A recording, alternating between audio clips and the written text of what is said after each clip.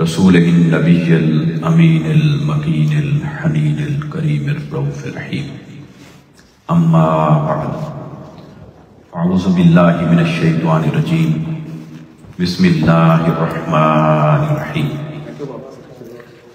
لقد خلقنا الانسان فی احسن تقویم صدق اللہ العظیم وصدق رسولہ النبی الکریم وَنَحْنُ عَلَىٰ ذَلِكَ لَمِنَ الشَّاهِدِينَ وَالشَّاكِرِينَ وَالْحَمْدُ لِلَّهِ رَبِّ الْعَالَمِينَ۔ حمد و صلاۃ کے بعد لائق صد احترام حاضرین و سامعین، اللہ اور اس کے حبیب صلی اللہ علیہ وسلم کا فضل و کرم ہے جس کے صدقے سے ہم سب جمعۃ المبارک کے اس بابرکت اجتماع کے اندر حاضر ہیں۔ دعا کریں اللہ تبارک و تعالی ہم سب کی حاضری اپنی بارگاہ میں قبول و منظور فرمائے۔ آج ہماری گفتگو کا عنوان ہے کہ انسان کیا ہے۔ اللہ رب العزت نے اسے اپنی تمام مخلوقات میں سے سب سے اعلیٰ اور افضل مخلوق بنایا ہے اور اسے اشرف المخلوقات ہونے کا درجہ عطا فرمایا ہے، اور اسی انسان کو اللہ تعالیٰ نے اپنا نائب قرار دیا ہے۔ بہت بڑا درجہ ہے، بہت بڑا رتبہ ہے۔ اس کی مناسبت سے چند باتیں آپ کی خدمت میں عرض کرتا ہوں، اور پھر ہم اس ماہ مبارک میں آگے اسی موضوع کو جاری رکھیں گے کہ پھر وہ انسان جو اللہ کا پسندیدہ انسان ہے، جو قرآن کا ایک مثالی انسان ہے، پھر اس کی زندگی کیسی ہونی چاہیے، اس کی صفات کیا ہونی چاہیے، نشانیاں اس کی کیا ہونی چاہیے، پھر اس کے اوپر انشاءاللہ ہم بات کریں گے، اور اس مہینے میں ہم اس موضوع کو جاری رکھیں گے۔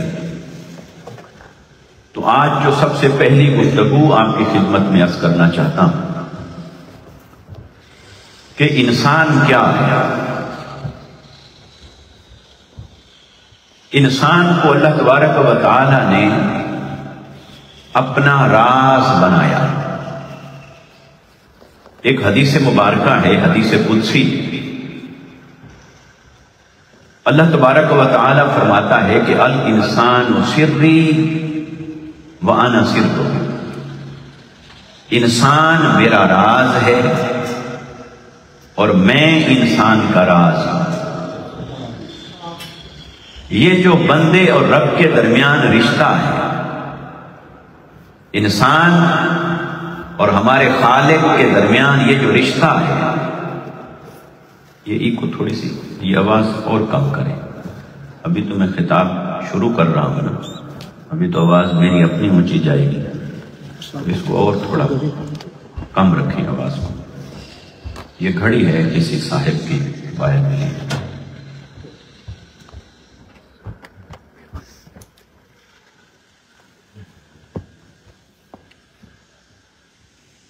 اس حدیث قدسی پر اگر ہم غور کریں کہ اللہ تعالیٰ فرماتا ہے کہ انسان میرا راز ہے اور میں انسان کا راز ہوں۔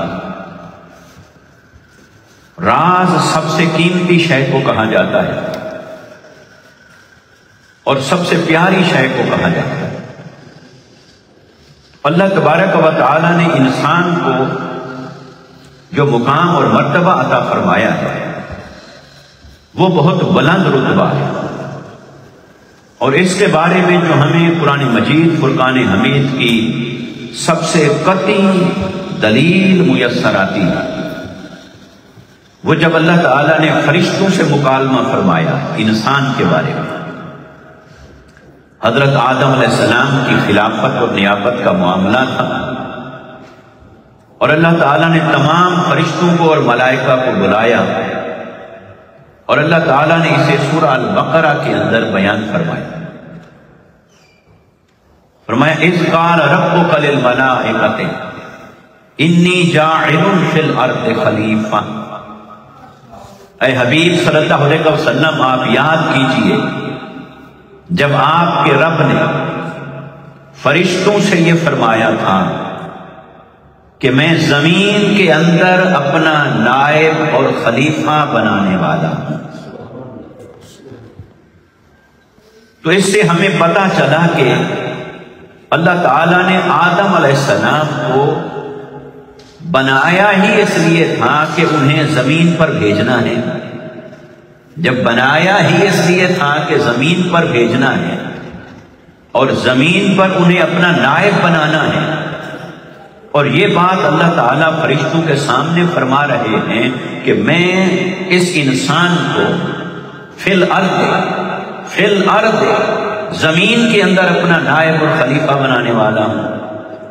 تو اس سے پتہ چلا کہ آدم علیہ السلام معاذ اللہ کسی خطا کے نتیجے میں زمین پر نہیں آئے، بلکہ زمین پر آئے رب تعالیٰ کے اپنے امر اور فیصلے کے نتیجے. وہ تو اللہ تعالیٰ کی اپنی منصوبہ بندی یہی تھی، اللہ تعالیٰ کا انتظام یہی تھا. اللہ تعالیٰ نے پہلے دن سے فرما دیا کہ میں انہیں زمین میں اپنا نائب اور خلیفہ بنانے والا ہوں، اور پھر اس کے بعد وہ جنت میں رہے. تو اس کا مطلب ہے زمین پر جو آپ کی تشریف آوری ہوئی ہے وہ امر ربی کے تحت ہے. مگر اللہ تعالیٰ کی شان یہ ہے کہ وہ جب اپنے امر کو پایہ تکمیل تک پہنچانا چاہتا ہے، اپنے کسی بھی امر کو پایہ تکمیل تک پہنچانا چاہتا ہے تو اس کے لیے اسباب بناتا ہے، اور اسباب بناتا ہے تو اللہ تعالیٰ نے حضرت آدم علیہ السلام کے لیے بھی ایک سبب بنا دیا، اور وہ سبب وہی ہوا کہ وہ جنت کا پھل ہے. اللہ تعالیٰ نے حکم فرمایا کہ یہ پھل نہیں کھانا، لیکن پھر ان سے وہ ہو گیا. اور قرآن مجید نے کہا فَنَسِيَ وَلَمْ نَجِدْ لَهُ عَزْمًا، کہ آدم علیہ السلام سے بھول ہو گئی تھی، نسیان ہو گیا تھا. اس بھول کو قرآن نے خطا نہیں کہا، خطا اور چیز ہوتی ہے. اس بھول کو قرآن نے کہا نسیان. فناسیا، آدم علیہ السلام بھول گئے تھے، بھول ہو گئی تھی، بھول گئے تھے. ولم نجد لہو عزما، لیکن جہاں تک ان کے دل کی بات ہے تو ہم نے ان کے دل کے اندر کوئی ارادہ نہیں پایا. ہم نے ان کے دل کے اندر نافرمانی کا کوئی ارادہ نہیں دیکھا، ارادہ نہیں پایا ان کے دل میں. ہاں بس ان سے بھول ہو گئی. تو اب دیکھیے کہ اللہ تعالیٰ خود صفائی دے رہا ہے آدم علیہ السلام کی کہ ان سے کوئی نافرمانی نہیں ہوئی، لیکن ان سے بھول ہو گئی. خود صفائی دے رہا ہے، جسٹیفیکیشن دیتا ہے، صفائی دیتا ہے. تو باری تعالیٰ جب خود صفائی دے رہا ہے کہ ان سے بھول ہو گئی تھی، تو کیا صرف اسی ایک بھول کے اوپر اتنا بڑا ایکشن کہ تو نے 300 سال تک آدم علیہ السلام کو رلا دیا اور زمین پر اتارا، اور وہ 300 سال تک زمین میں روتے رہے، آہو بکا کرتے رہے، اللہ تعالیٰ کے حضور استغفار کرتے رہے اور اللہ کو مناتے رہے، توبہ اور استغفار کرتے رہے، اور 300 سال تک اس بے نیاز نے توبہ ہی قبول نہیں فرمائی. کون سے گناہ پر؟ معاذ اللہ. کون سی خطا پر؟ جو نہ خطا ہے، نہ گناہ ہے، نہ نافرمانی ہے کیا؟ فقط نسیان، فقط نسیان. تو یہ اللہ تعالیٰ کی شان سمدیت ہے. وہ ایسا بے نیاز ہے کہ وہ جس سے محبت کرتا ہے پھر اس کو اپنی محبت کے اندر یوں آزماتا ہے کہ اے آدم، میں نے تجھے اتنا بڑا منصب عطا فرمایا تو آپ بھولے کیوں؟ بس اس بھول کے اوپر اللہ تعالیٰ نے ان سے اتنی گرفت فرمائی. مگر پھر انسان کو رتبہ تو عطا فرما دیا کہ آدم علیہ السلام کو فرمایا فی الارض خلیفہ، فرشتوں سے فرمایا کہ ہم انہیں زمین کے اندر اپنا نائب اور خلیفہ بنانے والے۔ اب فرشتوں نے آگے کیا جواب دیا؟ قالوا اتجعل فيها من يفسد فيها ويسفك الدماء۔ انہوں نے کہا فرشتوں نے کہ باری تعالیٰ کیا تو ایسے انسان کو زمین کے اندر نائب اور خلیفہ بنائے گا جو جا کر خون بہائے گا اور فساد کرے گا؟ زمین میں جا کر خون بہائے گا اور فساد کرے گا۔ یہ فرشتوں نے کومنٹ دیا انسان کے بارے میں۔ تو اب اللہ تبارک و تعالیٰ نے اور پھر اس کے بعد انہوں نے ایک بات اپنے بارے میں کہی، نحن نسبح بحمدک ونقدس لک۔ عرض کی کہ باری تعالیٰ ہم ہر وقت تیری تسبیح کرنے والے ہیں اور تیری تقدیس اور تیری پاکی بیان کرنے والے ہیں۔ تو گویا ایک بات انہوں نے انسان کے بارے میں کہی، ایک بات انہوں نے اپنے بارے میں کہی۔ اپنے بارے میں یہ کہا کہ ہم نیکی اور تسبیح کرنے والے ہیں، تیری حمد اور تقدیس بیان کرنے والے ہیں۔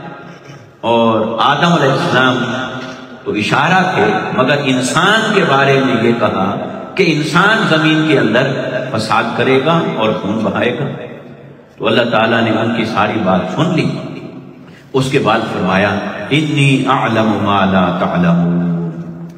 اللہ نے فرمایا جو بات تم نے کی یہ اپنی جگہ کسی نہ کسی اعتبار سے درست ہے، مگر یہ بات درست ہونے کے باوجود میرا فیصلہ تبدیل نہیں ہو رہا، میرا فیصلہ وہی ہے جو میں نے سنا دیا ہے۔ تو فرمایا جو میں جانتا ہوں وہ تم نہیں جانتے۔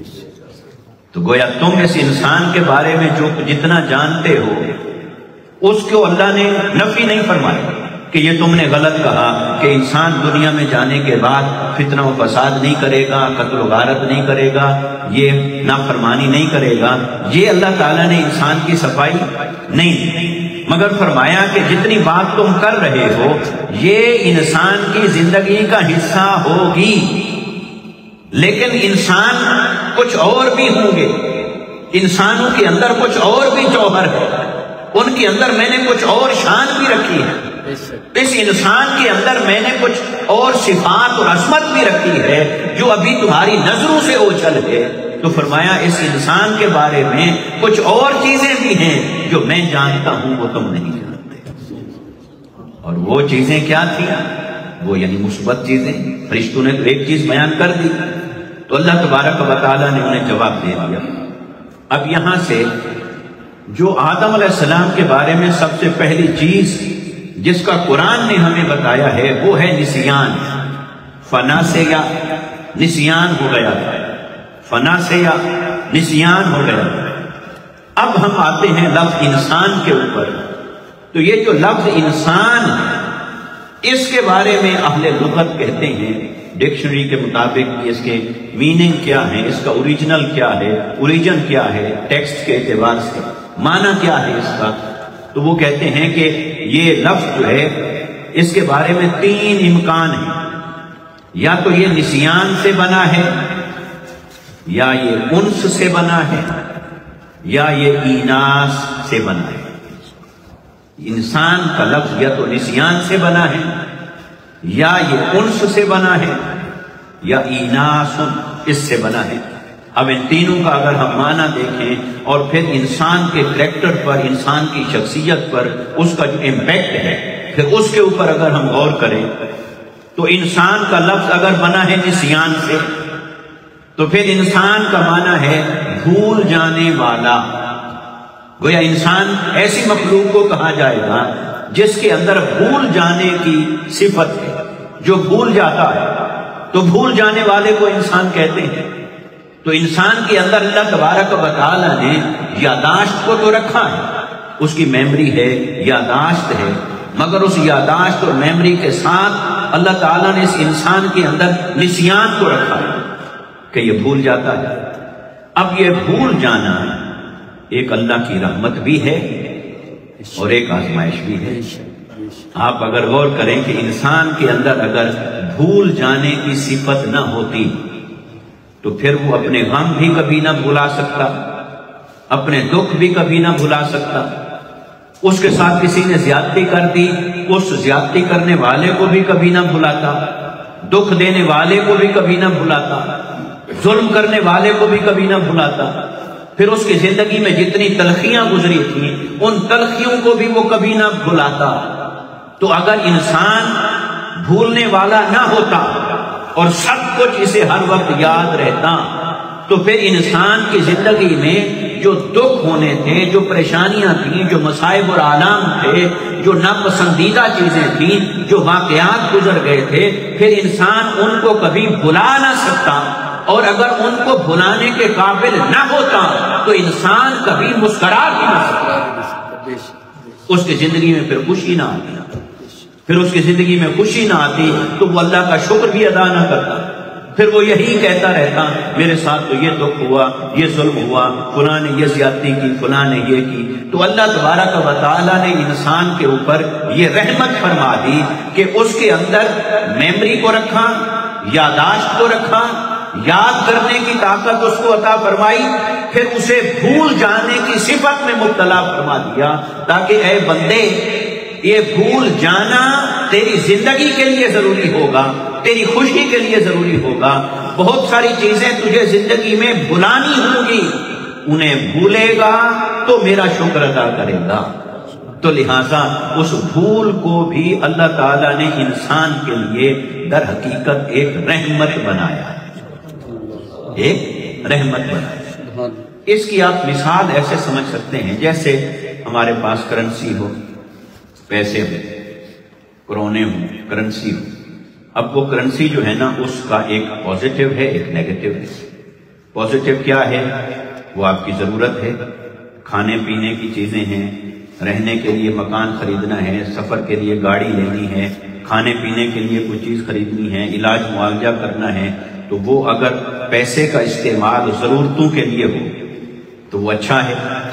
اور اگر اس پیسے سے کوئی گناہ خریدے، پیسے سے گناہ کرے، پیسے کی وجہ سے کسی پر ظلم کرے، پیسے کی وجہ سے کسی کے ساتھ ناانصافی کرے تو پھر وہ گناہ ہوگا۔ تو لہٰذا ہر چیز کے دو رخ ہوتے ہیں، ایک اس کا پازیٹیو سائیڈ ہوتی ہے اور ایک اس کی نیگیٹو سائیڈ ہوتی ہے۔ تو بلا تشریح اور بلا مثال اللہ نے انسان کو یاد عطا فرمائی، اسے دماغ اور عقل کے اندر میموری، یاداشت عطا فرمائی۔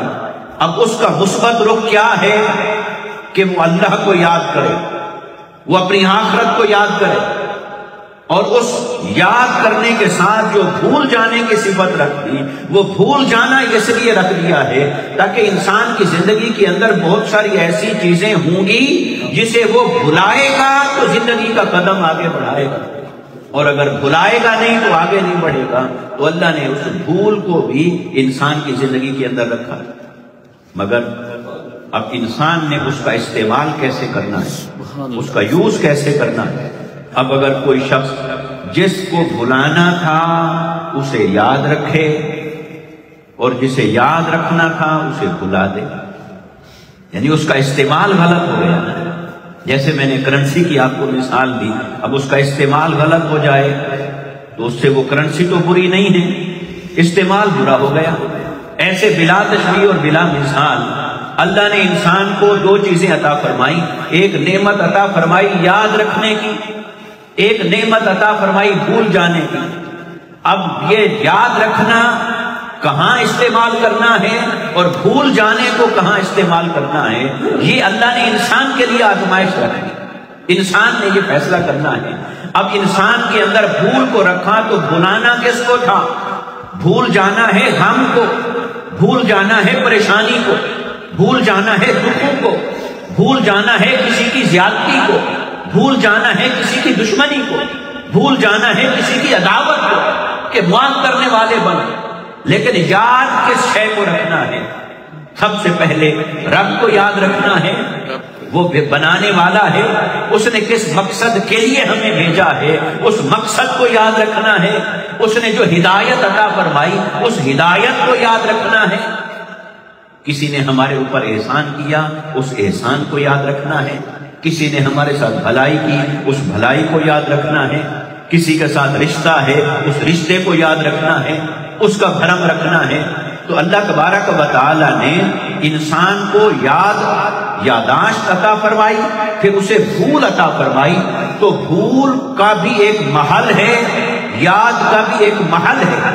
تو جب انسان اپنی بھول کو بھی ڈائریکشن اس کی درست کر لیتا ہے اور اپنی بھول اور نسیان کی بھی سمت اور ڈائریکشن درست کر لیتا ہے تو وہ انسان کامل پھر ویسا انسان بن جاتا ہے جیسا انسان رب تعالیٰ دیکھنا چاہتا ہے، پھر وہ ایسا انسان بن جاتا ہے. تو گویا کہ انسان کا لفظ جو ہے نسیان سے بنا، تو یہ معنی ہوا، یہ اطلاق ہوا اس کا. اب دوسرا ہے انس کا معنی ہے محبت. تو اس میں اہل لغت کا ایک قول یہ ہے کہ انسان کا لفظ انس سے بنا ہے اور انس کا معنی ہے محبت.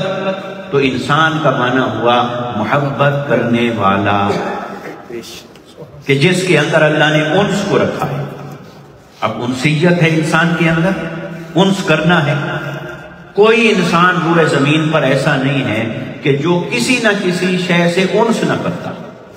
انسان انس کرتا ہے، محبت کرتا ہے اپنی اولاد سے، اہل و عیال سے، اپنے رشتوں سے، اپنے دوستوں سے، محبت کرتا ہے مال سے، محبت کرتا ہے اپنی عزت سے، محبت کرتا ہے اپنے منصب سے، محبت کرتا ہے کبھی اپنی گاڑی سے، اچھے مکان سے، اچھے کاروبار سے.